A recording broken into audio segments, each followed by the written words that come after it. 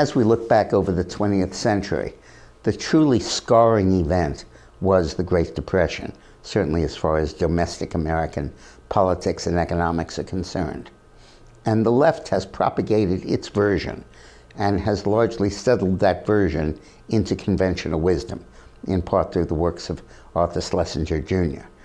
But through the works of writers like Amity Shales of the Wall Street Journal, there's been a significant pushback over the last couple of years.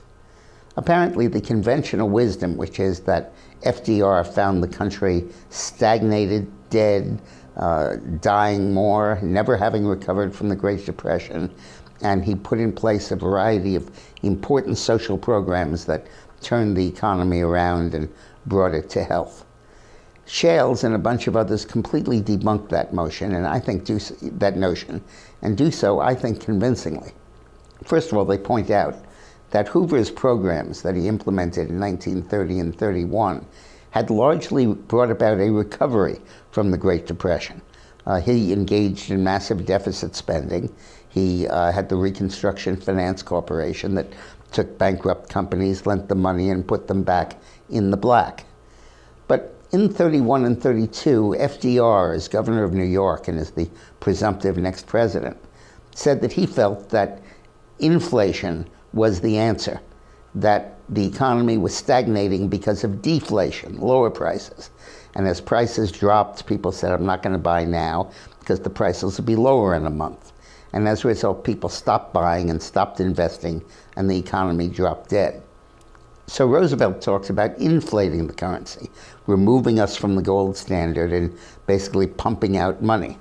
And that freaked the markets. They became absolutely terrified that the dollar would no longer be stable and that Roosevelt would screw it up.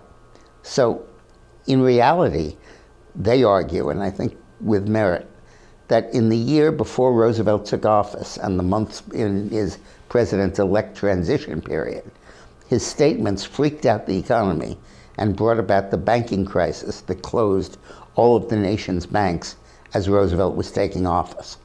Hoover suggested that they act jointly in that interim period to restore confidence in the dollar, and Roosevelt was having nothing of it. Then when Roosevelt took office, he immediately enacted a series of measures that were very effective in bringing about economic recovery through government spending. Work programs that gave people incomes, public works programs, and a variety of other stuff that was really important. But then, as his administration moved out of its first year, he began to really go crazy in spending money, and in particular began to play with the dollar. He barred Americans from getting gold for dollars. He talked about building in inflation into the economy. He took action against any firm that was not going along with his inflation. And as a result, business completely lost confidence and seized again and stagnated, leading the country into a second Great Depression in 1936, and only recovering from it in 1941, when the economy perked up because of massive deficit spending and World War II spending on armaments. And that left the economy recovered. But without a war, we probably would not have recovered to this day. Very interesting to revisit history and go through that period. Read more from Amity Shales. Her book is called The Forgotten Man. The title indicates it's a liberal book, but it's not.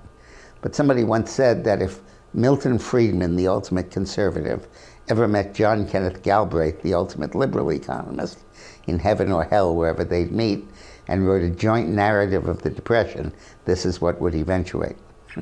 Thanks for watching.